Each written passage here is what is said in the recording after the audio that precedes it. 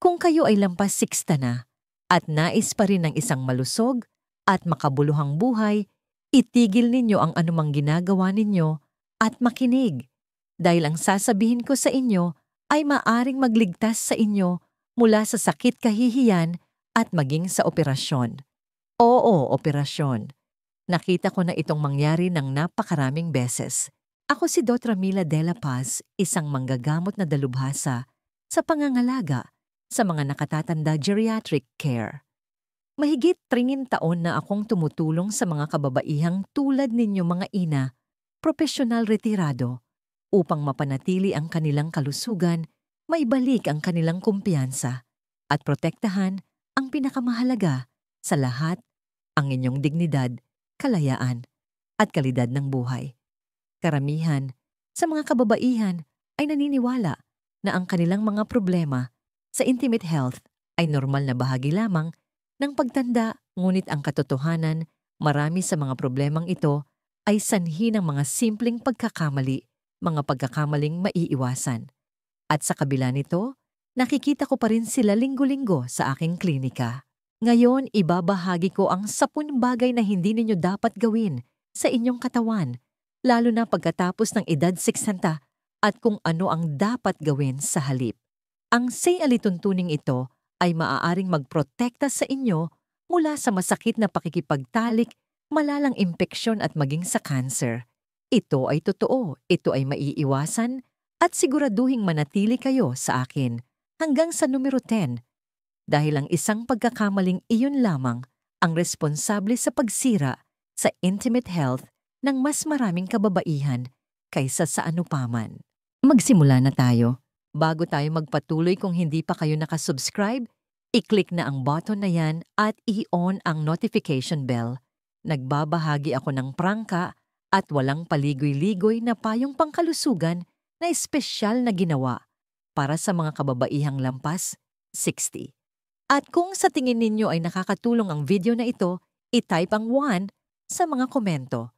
Kung hindi, i-type ang E0. Taos-puso kong nais na mapabuti pa at maghatid sa inyo ng content na mahalaga. Sige, umpisahan na natin simula sa isa sa mga pinaka-na-overlook, ngunit pinakamakapangyarihang senyales na ibinibigay ng inyong katawan, ang inyong komportableng pakiramdam. Maaaring ikagulat ninyo, ngunit ang kalusugan ng inyong ari ay hindi lamang tungkol sa sex. Ito ay tungkol sa kaligtasan. Ito ay madalas na unang senyales na may mas malalim na problema sa inyong katawan, lalo na sa inyong puso at mga daluyan ng dugo. Talakayin natin yan. Huwag baliwalain ang panunuyo ng ari vaginal dryness o masakit na pakikipagtalik. May sasabihin ako sa inyo na sanay narinig ng mas maraming kababaihan noong mas bata pa sila, ang kalusugan ng inyong ari ay hindi lamang tungkol sa sex. Ito ay isang mahalagang senyales, tulad ng inyong presyo ng dugo, paningin o tibok ng puso. Kung paano kumikilos ang inyong katawan ay paraan ng pakikipag-usap nito sa inyo. At kapag kayo ay lampas 60 na, ang mensaheng iyon ay maaaring isang usapin ng buhay at kamatayan. May mga pasyente akong pumapasok sa aking klinika na iniisip na ang masakit na pakikipagtalik ay bahagi lamang ng pagtanda. Pinagtatawanan nila ito o nagkikibit-balikat na sinasabing, "Dok, hindi na tulad ng dati." Ngunit kapag nagsagawa kami ng mga pagsusuri, madalas naming matuklasan ang isang bagay na mas malalim, hormonal imbalances, mahinang sirkulasyon, o kahit na hindi pa natutuklasang sakit sa puso. Sa katunayan, ipinapakita ng mga pag-aaral na ang mga pagbabago sa kalusugan ng tissue ng ari ay maaaring maiugnay sa parehong mga issue sa vascular na humahantong sa atake sa puso. Isipin ninyo iyon. Maaaring binibigyan na kayo ng babala ng inyong katawan na hindi pa nasasabi ng inyong puso. Isang babae na hindi ko malilimutan, tawagin natin siyang Susana, ay nasa maagang 70s. Dumating siya para sa isang regular na check-up at nag-aalangang nabanggit na halos 1 taon na niyang iniiwasan ang pakikipagtalik dahil sobrang hindi komportable. Ngunit nagsagawa kami ng ilang pagsusuri At sa loob ng ilang linggo, na-diagnose siya na may malubhang sakit sa puso cardiovascular disease. Nakakuha siya ng paggamot at buhay pa siya ngayon at natutuwa kasama ang kanyang mga apo. Sinabi niya sa akin, "Akala ko pumasok ako dito dahil sa problema sa kwarto. Iyon pala inililigtas na ng katawan ko ang buhay ko. Nais kong linawin ang paminsan-minsang discomfort ay maaaring mangyari. Ngunit kung palagi ninyong napapansin ang panunuyo, pangangati o sakit, huwag itong ipagwalang bahala. Hindi ito tungkol sa ego. Ito ay tungkol sa balanse ng hormones, sirkulasyon, kalusugan ng tissue at emosyonal na kapakanan. Lahat ng mga sistemang yon ay konektado sa inyong intimate health at kung isa sa mga ito ay may problema madalas na ang inyong ari ang unang nakakapansin. Ang magandang balita ay ang pagtugon dito ng maaga ay hindi lamang nagpapabuti sa inyong buhay sexual. Maaari nitong literal na pahabain ang inyong buhay. Kaya huwag maghintay na lumala ang mga bagay. Kausapin ang inyong doktor magtanong, magpa-check up, hindi pa huli ang lahat para kontrolin ang inyong kalusugan. Dahil habang ang binaliwalang discomfort ay tila maliit na bagay, ang sinusubukan nitong sabihin sa inyo ay maaaring ang pinakamalaking bagay sa lahat. Ngayon, paano kung sasabihin ko sa inyo na isa sa mga pinakamapanganib na banta sa inyong kalusugan ay isang bagay na madalas gawin ng mga kababaihan upang subukang ayusin ito? Pag-usapan natin iyan sa susunod. Kung narito pa rin kayo at tumatagos sa inyo ang mensaheng ito, mag-comment ng numerong boss sa ibaba para malaman kung nakikinig kayo. Malaki ang kahulugan ng inyong pakikilahok. Ngayon, magpatuloy tayo. Oras na para sa ikalawang punto. 2. Huwag gumamit ng mga hindi subok na pambabaing produkto o mga remedyo sa bahay. Ito ay isang mahirap na paksang pag-usapan dahil alam kong ito ay nagmumula sa desperasyon. Nakakita ako ng mabubuti at matatalinong kababaihan, masisipag na inalola asawa na bumabaling sa internet sa gabi, naghahanap ng mga sagot kapag ang mga bagay ay hindi na gumagana tulad ng dati. Kapag pakiramdam ninyo ay nabawasan ang inyong pagkatao, nakakatuksong subukan ang anumang nangangako ng mabilis na solusyon, mga mabangong sabon, rejuvenation, creams, herbal suppositories, lahat ay nangangako ng mga himala ng walang pagsisikap. Ngunit narito ako para sabihin sa inyo, bilang isang taong gumugol ng mahigit 3 dekada sa paggamot sa kalusugan ng kababaihan, ang mga shortcut na ito ay maaaring makasira sa inyo. Minsan ay ginamot ko ang isang babae sa kanyang huling 60s, tawagin natin siyang Brenda, na sumubok ng isang pampasikip na cream na nakita niya online. Masyado siyang nahihiyang pumunta agad sa akin, kaya naghintay siya hanggang sa naging hindi na matiis ang pananakit, pamamaga at discharge. Nang sa wakas ay dumating siya, mayroon siyang malubhang chemical burn at matinding impeksyon. Nakakadurog ng puso dahil ang tanging pagkakamali niya ay ang subukang tulungan ang kanyang sarili. Ngunit pumili siya ng landas na walang gabay at pinagbayaran niya ito. Mayroon ding patuloy na alamat ng douching, isang gawain na maaaring sumira sa maselang balanse ng inyong vaginal flora. Ang ideya ay kailangan ninyong linisin ang inyong sarili mula sa loob. Ngunit nakita ko kung ano talaga ang ginagawa nito. Tinatanggal nito ang mga mabubuting bakterya na ginagawa kayong mas madaling kapitan ng yeast infections, bacterial vaginosis, at iba pang pangmatagalang problema.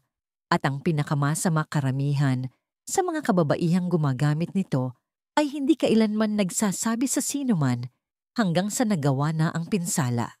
Ang katotohanan ay kung ang isang bagay ay tila napakaganda para maging totoo, lalo na pagdating sa inyong intimate health, malamang na ganoon nga. Walang shortcut sa pagbabalik ng proseso ng pagtanda, walang lihim na halamang gamot na aayusin ang lahat sa isang gabi, at walang bote mula sa isang wellness website ang kailanman papalit sa gabay ng isang sinanay na propesyonal sa medisina na tunay na nagmamalasakit sa inyo at sa inyong kinabukasan.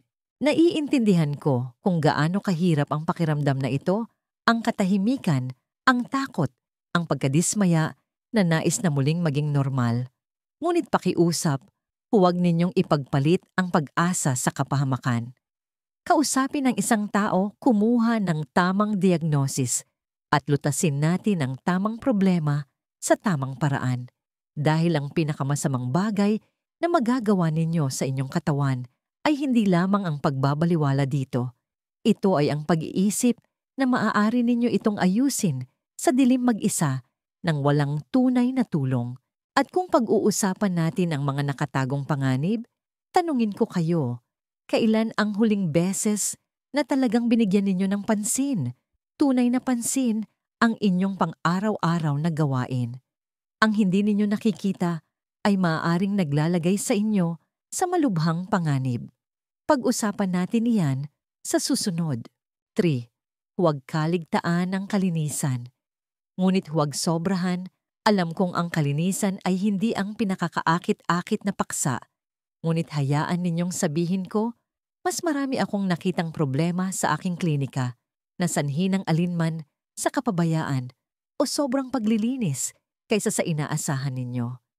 Isa ito sa mga bagay na tila napakasimple, ngunit kapag hindi ginawa ng tama, maaari itong humantong sa discomfort infection at sa mga bihirang kaso, kahit na isang bagay na mas malubha. Minsan ay ginamot ko ang isang retiradong guro sa kanyang maagang 70s, isang kaibig-ibig na babae na tatawagin nating Feli. Dumating siya na may mapula at iritadong pantal at nagsabi, "Dok, 2 beses akong naghuhugas doon sa isang araw. Hindi ko maintindihan." At iyon ang problema. Kumukuskus siya gamit ang matapang at mabangong sabon, gumagamit pa ng bimpo. Mabuti ang kanyang intensyon, ngunit sinisira niya ang maselang balat ng vulva, tinatanggal ang mga proteksyon na langis at lumilikha ng perpektong sitwasyon para sa iritasyon at impeksyon. Ang balat ng vulva ay sensitibo. Hindi ito kailangang kuskusin na parang plato. Dahan-dahan maligamgam na tubig, marahil isang maliit na banayad at walang pabangong sabon sa mga panlabas na bahagi at isang malambot na tuwalya upang patuyuin, iyan lamang ang kailangan. Huwag na huwag kayong mag-douche o gumamit ng mga panlinis sa loob ng ari. Ito ay isang organ na naglilinis sa sarili. Ang pagpayag na guluhin ng mga mabangong produkto o matapang na sabon ang kapaligirang yon ay maaring humantong sa isang siklo ng iritasyon, panunuyo at mga impeksyon na maaring maging masakit at paulit-ulit. Ngunit sa kabilang dulo ng spectrum, may mga kababaihan na umiiwas na hawakan ang kanilang sarili, madalas dahil sa hiya o makalumang kultural na paniniwala. Ang katahimikang iyon ang pag-aatubili na kahit tingnan man lang ay mapanganib. Nagkaroon ako ng mga pasyente na ilang taon na hindi napansin na may mali dahil hindi sila naglaan ng oras upang suriin ang kanilang sarili gamit ang isang salamin. Hindi ko sinasabing kailangan ninyong maging paranoid, ngunit sinasabi kong kailangan ninyong maging pamilyar sa inyong katawan. Alamin kung ano ang normal. Sa ganoong paraan, kung may magbago pamumula, pamamaga-discharge, o kahit isang maliit na sugat, mahuhuli ninyo ito ng maaga, bago ito maging isang bagay na mas seryoso. Ang inyong routine sa kalinisan ay hindi kailangang maging komplikado. Kailangan lang na pare-pareho at magalang. Ituring ang inyong katawan bilang isang bagay na karapat-dapat alagaan dahil ito nga. Ngayon, isipin ninyo ito, ginawa ninyo ang lahat ng tama. Naglinis kayo, nagsuri at nag-follow up pa sa inyong doktor. Ngunit isang araw nakaramdam kayo ng matinding sakit o napansin ang dugo kung saan hindi dapat. Ano ang susunod ninyong gagawin? Iyan mismo ang pag-uusapan natin sa susunod. Kung nanonood pa rin kayo at ang mga pananaw na ito ay tumatama sa inyo, mag-comment ng numerong 1 sa ibaba. Ipinapaalam nito sa akin na narito kayo at nakikinig. Sige, magpatuloy tayo sa ika-4 na punto. 4. Huwag baliwalain ang sakit mga bukol o pagdurugo. Mayroong isang bagay tungkol sa pagiging isang babae, lalo na mula sa mga naunang henerasyon na nagtuturo sa inyong magtiis. Ituloy lang kahit masakit. Huwag magreklamo. Huwag gumawa ng gulo maliban kung hindi na matiis. Naiintindihan ko talaga. Ngunit pagdating sa inyong kalusugan sa pelvic, ang katahimikan at pagkaantala ay maaaring magdulot sa inyo ng higit pa sa inyong pride. Maaari itong magdulot sa inyo ng inyong buhay. Hindi ko malilimutan ng isang pasyente, isang tahimik na babae sa kanyang huling 60s na nagngangalang Barbara na dumating matapos siyang kumbinsihin ng kanyang anak na magpa-check up. Napansin niya ang isang maliit at makating batik sa kanyang vulva. Ilang buwan na ang nakalipas, marahil mas matagal pa. Ngunit hindi ito gaanong masakit noong una, kaya binaliwala niya ito. Sa paglipas ng panahon, lumaki ito. Ngunit naghintay pa rin siya, masyadong nahihiya, masyadong natatakot. Nang sa wakas ay na-diagnose namin siya, ito ay late stage na vulvar cancer. Ginawa namin ang lahat ng aming makakaya, ngunit kinailangan niya ng operasyon na tuluyang nagbago sa kanyang buhay. At ang katotohanan, kung dumating siya noong una niya itong napansin, maaaring nahuli namin ito ng maaga upang gamutin ito ng simple at mapanatili pa ang lahat ng mahalaga sa kanya. Ang sakit mga sugat, hindi pangkaraniwang discharge o pagdurugo, ito ang paraan ng inyong katawan ng pagwawagayway ng pulang bandila. Anumang pagdurugo matapos ang menopause ay hindi normal at dapat suriin ng doktor. Hindi ibig sabihin nito ay palaging cancer. Minsan ito ay isang impeksyon, isang issue sa ihi o vaginal atrophy. Ngunit kung makakita kayo ng dugo, makaramdam ng patuloy na pananakit o discomfort o mapansin ang isang hindi pangkaraniwang bukol o sugat na hindi gumagaling, huwag maghintay. Huwag sabihin sa inyong sarili na mawawala rin ito. Ang boses na nagsasabing, malamang wala lang yan, ay hindi isang doktor. Ito ay takot na nakasuot ng maskara. At hayaan ninyong linawin ko, walang mabuting doktor ang huhusga sa inyo sa pagpunta sa klinika. Nakita na namin ang lahat at narito kami para tumulong, hindi para hiyain kayo. Kahit na ang sintomas ay bago luma o may kaugnayan sa intimacy, mas maaga naming malaman, mas maraming option kami para protektahan ang inyong kalusugan at kalidad ng buhay. Ang inyong katawan ay hindi lamang tungkol sa intimacy. Ito ay tungkol sa pagkakakilanlan, kumpiyansa at kontrol. Karapat-dapat ito sa inyong atensyon at aksyon kapag may nararamdaman kayong mali. At ngayong napag-usapan na natin ang pakikinig sa mga babala ng inyong katawan, lumipat naman tayo. Paano kung sasabihin ko sa inyo na kahit na maganda ang pakiramdam sa sandaling iyon, maaari pa rin kayong magdulot ng pinsala nang hindi ninyo namamalayan? Iyan ang susunod nating tatalakayin. Feed. Huwag titiisin ang hindi komportable o masakit na pakikipagtalik. Hayaan ninyong maging tapat ako sa inyo. Marami na akong nakita sa aking karera, ngunit isang issue na laging tumatama sa nerbiyos, parehong pisikal at emosyonal, ay kapag tinitiis ng mga kababaihan ang masakit na pakikipagtalik o dispareunia. Oo, meron itong medikal na pangalan. At oo, mas madalas itong nangyayari kaysa sa inaakala ninyo, lalo na sa mga matatandang kababaihan na sinusubukang patunayan na sila pa rin ang partner na dati nilang kilala. Isa sa aking mga pasyente, isang 64 taong gulang na biyuda na nagngangalang Maria, na kamakailan lamang nagsimulang makipag-date muli, ay pumasok sa aking opisina na mukhang talunan.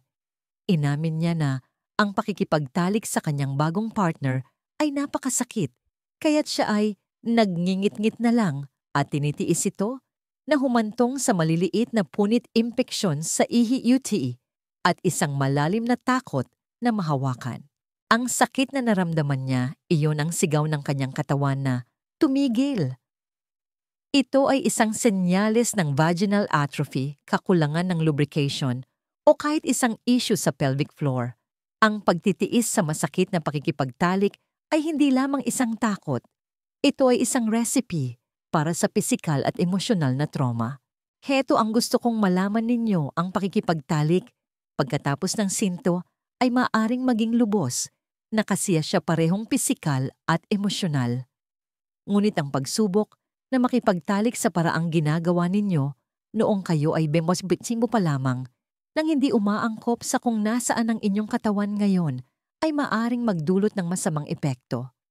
Kakulangan ng lubrication, hindi sapat na foreplay, mga posisyon na nagdudulot ng sakit, kakulangan ng komunikasyon, lahat ng iyan ay maaaring humantong sa mga pinsala.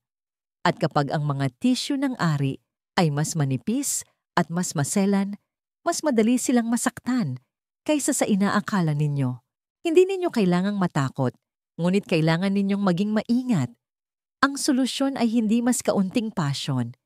Ito ay mas maraming kamalayan. Gumamit ng isang mahusay na kalidad at pangmatagalang lubricant. Dahan-dahan lang. Makipag-usap sa inyong partner. Kung may masakit, tumigil. Hindi kayo nasa isang karera. Ito ay tungkol sa koneksyon, hindi pagtitiis. At tandaan, ang kalidad ng inyong intimacy ay bumubuti kapag kayo ay ligtas, relax, at may kumpiyansa, hindi kapag pinipilit ninyo ang inyong sarili na lampasan ang inyong mga limitasyon para may patunayan. At habang nasa paksa tayo ng kontrol, huwag maliitin kung gaano kahalaga na protektahan ang kalusugan ng inyong buong pelvic region. Dahil minsan ang mga bagay na binabaliwala ninyo, tulad ng kaunting tagas, kapag tumatawa ay mga senyales ng mas malaking problema na nangangailangan ng inyong pansin. Pag-usapan natin kung bakit ang inyong pelvic floor ay maaaring isa sa mga pinakamahalagang bagay na dapat pagtuunan ng pansin. Continue 6. Huwag baliwalain ang inyong pelvic floor. Maaaring ito ay parang isang teknikal na termino, ngunit isa sa mga pinakasimpleng paraan upang maprotektahan ang inyong kalusugan habang tumatanda ay ang pagbibigay pansin sa inyong pelvic floor. Ito ang mga kalamnan na sumusuporta sa inyong pantugmatris at bituka. May dahilan kung bakit sila sentro ng inyong core, mahalaga sila para sa tamang paggana. Ngunit karamihan sa mga kababaihan ay hindi ito pinag-iisipan. Naaalala ko ang isang pasyente, isang 47 taong gulang na retiradong guro na nagngangalang Grace na pumunta sa akin dahil sa pagtagas ng ihi kapag umuubo o tumatawa. Inakala niya na ito ay normal na bahagi lamang ng pagkakaroon ng mga anak at pagtanda. Ngunit habang kami ay nag-uusap, nabanggit din niya ang isang pakiramdam ng kabigatan at sakit sa ibabang likod. Pagkatapos ng pagsusuri, natuklasan namin na mayroon siyang banayad na pelvic organ prolapse. Wala siyang ideya na ang patuloy na kahinaang ito ay maaring nakakaapekto sa kanyang postura, kumpiyansa at maging sa kanyang kakayahang maging aktibo. Ngayon maaaring iniisip ninyo, ano ang kinalaman nito sa sex lahat? Ang mga kalamnan ng inyong pelvic floor ay kritikal para sa sexual na sensasyon at paggana. Kapag mahina ang mga kalamnang ito, maaari itong humantong sa nabawasang pakiramdam, sakit at incontinence sa panahon ng intimacy. Kapag masyadong masikip, maaari itong magdulot ng matinding sakit. Ang modernong pamumuhay ay hindi nakakatulong. Ang mahabang oras ng pag-upo, hindi wastong pagbubuhat, talamak na pag-ubo, at oo ang mga epekto ng panganganak at menopause, lahat sila ay nagdaragdag sa problema. Ang solusyon ay hindi nangangahulugang walang katapusang kegels na kung minsan ay maaaring magpalala pa ng mga bagay. Nangangahulugan ito ng pagkuha ng tamang pagsusuri. Isang pelvic floor physical therapist ay maaaring gumawa ng mga himala. Maaari nilang ituro sa inyo kung paano palakasin o i-relax ng maayos ang mga kalamnang ito. Alam kong madaling baliwalain ang maliliit na bagay tulad ng kaunting pagtagas kapag bumabahin. Ngunit ang maliliit na bagay ay nag-iipon. Ang isang mahinang pelvic floor ay tahimik na kumakalaban sa inyo, dahan-dahan sa paglipas ng panahon. At kung pag-uusapan natin ang pressure, hindi lahat ay nagmumula sa labas. Minsan ang pinakamalaking banta ay ang pressure na inilalagay natin sa ating sarili sa mga pribadong sandali. Pag-usapan natin ang isang ugali na hindi man lang namamalayan ng maraming kababaihan na nakakasama sa kanilang sexual na kalusugan. Maaaring ginagawa ninyo ito at hindi ninyo alam ang pinsalang idinudulot nito. Seti, huwag kalimutan ang inyong sariling kasiyahan. Ito ay isang paksa na bihirang pag-usapan at kapag napag-usapan ito ay karaniwang nababalot ng pagkailang o katahimikan. Ngunit kailangan nating maging tapat dahil kung paano kayo kumonekta sa inyong katawan kapag nag-iisa ay maaaring magkaroon ng tunay na epekto sa kung paano ito gumaganap kasama ang isang partner. At oo, kasama na riyan ang masturbation. Nagkaroon ako ng isang pasyente sa kanyang maagang 70s. Tawagin natin siyang Patricia na maraming taon ng diborsyado at namumuhay mag-isa.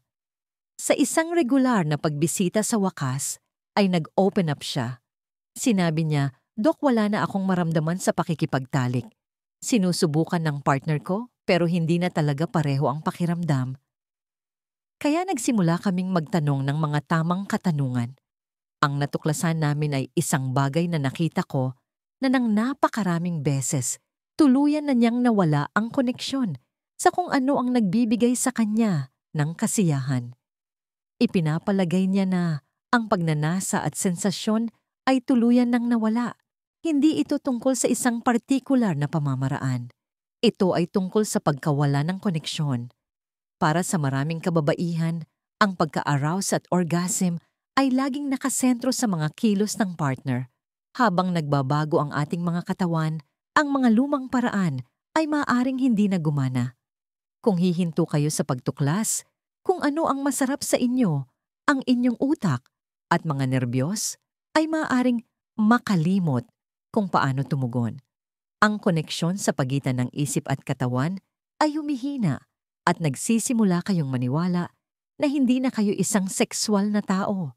Ang masturbation ay hindi dapat maging isang kahiya-hiya o minadaling gawain. Maaari itong maging bahagi ng isang malusog na routine, lalo na habang tumatanda.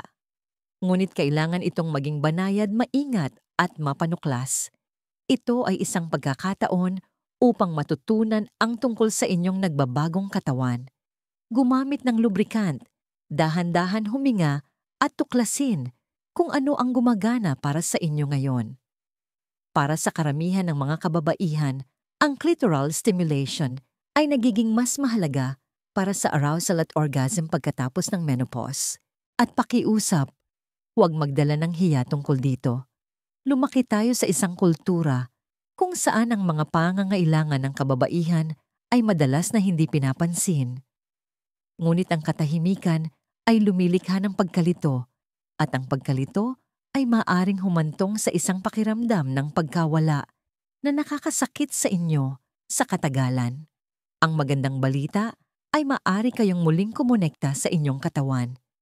Maaari ninyong muling matuklasan ang kasiyahan, ngunit nagsisimula ito sa pamamagitan ng pagtrato sa inyong sarili ng may pag-iingat at pagkausisa kahit na walang nanonood.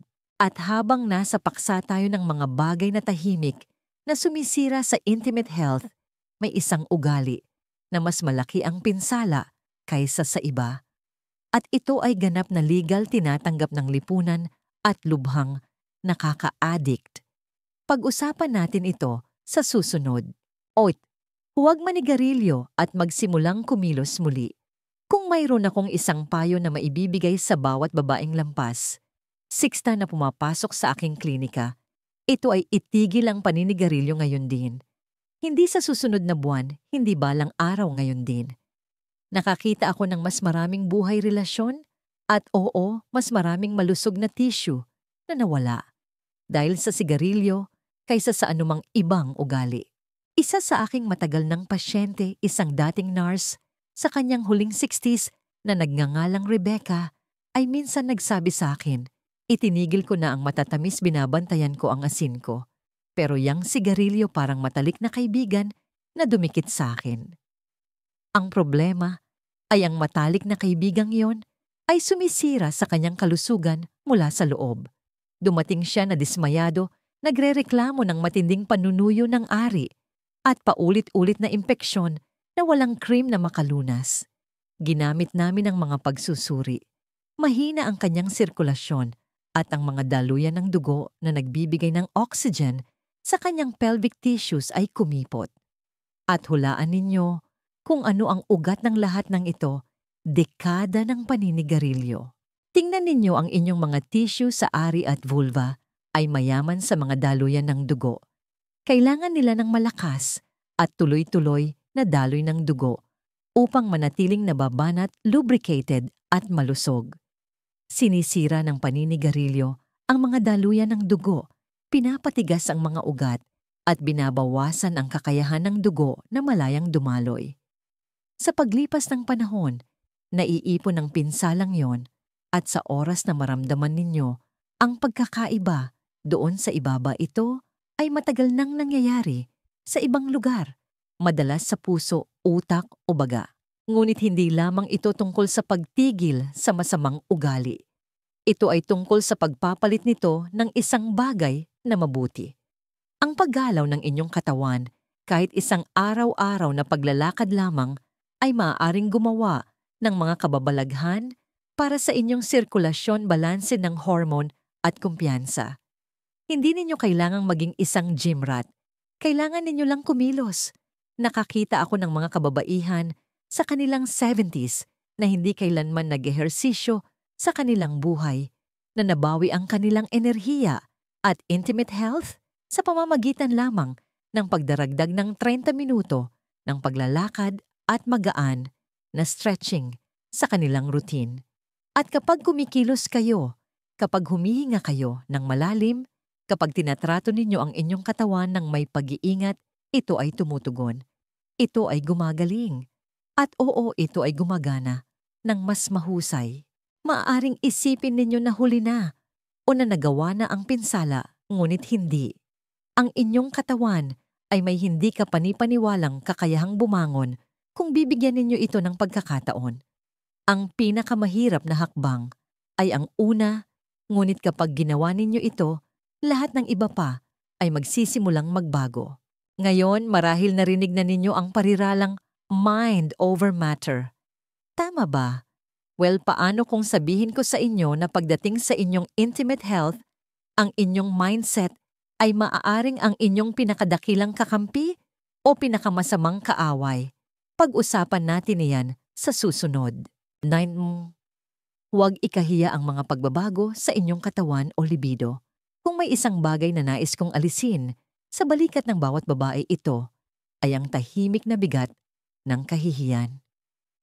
Nakita ko ang bigat na yon sa kanilang mga mata, mga kababaihan, sa kanilang 60s, 70s, kahit 80s na nakaupo sa tapat ko, sa silid ng pagsusuri, nag-aatubiling magsalita, hindi dahil sa pisikal na sakit, kundi dahil pakiramdam nila ay nawalan sila ng isang bahagi ng kanilang sarili, na parang nawala ang kanilang pagiging kaakit-akit at kasama nito ang kanilang pagkakakilanlan, kumpiyansa, marahil kahit ang kanilang halaga. Isang pasyente, isang 72 taong gulang na dating guro na nagngangalang Juan ay inilarawan ito ng ganito. Dok, na kaya kong pamahalaan ang isang silid-aralan ng 30 bata sa loob ng maraming taon. Ngunit ngayon, hindi ko man lang matingnan sa mata ang aking asawa. Bumasag ang kanyang boses nang sinabi niya iyon.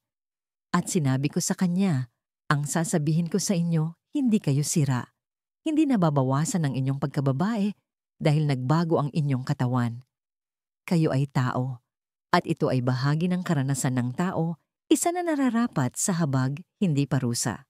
Ang katotohanan ay bawat babae ay nakakaranas ng mga pagbabago sa sexual na paggana habang tumatanda. Minsan ito ay pisikal, mga hormone, sirkulasyon, pagbabago sa tissue. Ngunit mas madalas, kaysa sa ating pinag-uusapan, ito ay psikolohikal. Isang hindi komportabling karanasan ay humahantong sa takot. Ang takot na yon ay humahantong sa pag-iwas sa intimacy. Pagkatapos ay nararamdaman ng isang partner na tinatanggihan siya at ang siklo ay humihigpit. Bago ninyo malaman, hindi na ang inyong katawan ang pumipigil sa inyo. Ito ay ang kwentong sinasabi ninyo sa inyong sarili. Ang pagbasag sa siklong iyon ay nagsisimula sa biyaya, sa pagpapatawad sa inyong sarili, sa hindi pagiging 25 na, sa pag-unawa na ang intimacy ay higit pa sa isang partikular na gawain. Ito ay tungkol sa presensya, koneksyon, komunikasyon. Kapag itinigil ninyo ang pagsukat ng inyong halaga sa kung ano ang ginagawa o hindi ginagawa ng inyong katawan, nagsisimula kayong bigyan ng inyong sarili ng espasyo upang muling makaramdam, muling mag-enjoy, muling kumonekta. Kausapin ang inyong partner, hayaan silang pumasok. At kung pakiramdam ninyo ay sobrang bigat, nadalhin mag-isa kausapin ang isang counselor o therapist na nakakaintindi sa kalusugan ng kababaihan. Hindi ninyo kailangang magdusa sa katahimikan at hindi ninyo kailangang alamin ito ng mag-isa. Ngayon gusto kong isipin ninyo ito. Ano ang nangyayari sa isang kalamnan na hindi kailanman ginagamit? Ito ay humihina, lumiliit, nakakalimutan kung paano gumana. Walang parehong prinsipyo ay nalalalapat sa inyong mga panloob na tissue. Kaya ano ang ibig sabihin niyan para sa inyong kalusugan sa hinaharap? Tapusin natin ito sa isang bagay na kailangang marinig ng bawat babaeng lampas. 60. 10. Huwag hayaang manghina atrophy ang inyong mga tissue na kung hindi gagamitin, mawawala. May isang kasabihan na marahil narinig na ninyo, use it or lose it, o kung hindi gagamitin, mawawala. At pagdating sa kalusugan ng inyong ari, hindi lang ito isang klise, ito ay agham. Hindi ko mabilang kung gaano karaming kababaihan na lampas 60 ang umupo sa aking opisina at nagsabi ng tulad nito, "Dok, matagal na kaming hindi nagtatalik. Hindi na ako gaanong interesado." Ngunit ang hindi nila napagtatanto ay ang sexual na aktibidad, kahit na solo, ay hindi lamang tungkol sa kasiyahan. Ito ay paraan ng inyong katawan upang mapanatiling gumagana ang mga bagay. Kapag ang ari ay hindi regular, na na-stimulate ang tissue ay nagsisimulang magbago. Maaari itong magsimulang mawala ng pagkaelastiko at natural na lubrication, bumababa ang daloy ng dugo, at ang mga tissue ay numinipis, isang kondisyon na tinatawag na vaginal atrophy. Oo, sa paglipas ng panahon, maaari itong humantong sa aktwal na pagliit ng kanal ng ari. Hindi isang alamat, hindi isang pagmamalabis, totoo na susukat na pagkawala ng flexibility at paggana. Higit pa rito, ang inyong utak ay nagsisimulang pabagalin ang inyong sexual na tugon dahil hindi na ito ginagamit. Tulad ng anumang sistema sa inyong katawan, kung titigilan ninyong bigyan ito ng dahilan upang manatiling aktibo, magsisimula itong bumagal. Minsan ay nakatrabaho ko ang isang babae. Sa kanyang huling 60s, tawagin natin siyang Helen, na halos 2 taon na walang anumang sexual na aktibidad. Ipinapalagay niya na hindi na ito mahalaga. Ngunit nang makilala niya ang isang bago at nais na muling kumonekta sa pisikal, ito ay sobrang sakit. Ang pagkadismaya na naramdaman niya ay hindi lamang pisikal. Tinamaan nito ang kanyang kumpiyansa, pagpapahalaga sa sarili, at ang kanyang pakiramdam ng koneksyon sa taong mahalaga sa kanya. Ang katotohanan ay ang pagpapanatili ng sexual na aktibidad, maging sa isang partner o sa pamamagitan ng masturbation, ay may papel sa pagpapanatiling oxygenated, flexible at malusog ng mga tissue ng ari. Ito ay parang regular na dahan-dahang pag-uunat at higit pa riyan ang pananatiling konektado sa inyong sariling sensual na enerhiya ay maaaring makatulong na mapanatili ang inyong pakiramdam ng sigla, intimacy at emosyonal na kalapitan, lalo na sa mga pangmatagalang relasyon. Hindi ito tungkol sa pressure na mag-perform. Ito ay tungkol sa pahintulot na manatiling konektado sa isang bahagi ng inyong sarili na hindi kailanman nawawalan ng halaga anuman ang inyong edad. Kaya kung naramdaman ninyong lumalayo kayo sa bahaging iyon ng inyong buhay, tanungin ang inyong sarili. Ito ba ay dahil sa tunay na hindi ninyo ito gusto o dahil sinasabi ninyo sa inyong sarili na hindi na ito pinahihintulutan? At ngayong napag-usapan na natin ang lahat ng tetong bagay na hindi ninyo dapat gawin, maglaan tayo ng sandali upang pag-usapan kung ano ang maaari ninyong gawin simula ngayon upang protektahan ang inyong kalusugan, bawiin ang inyong kumpiyansa at patuloy na mamuhay ng lubos. Ang huling salita ay isang bagay na hindi ninyo dapat palampasin. Pangwakas na kaisipan. Kung umabot kayo hanggang dito, nais kong maglaan ng sandali upang kausapin kayo hindi lamang bilang isang doktor, kundi bilang isang babae na dumaan din sa mga yugtong ito ng buhay, kasama ang libu-libong pasyente. Marami sa kanila ay tulad ninyo.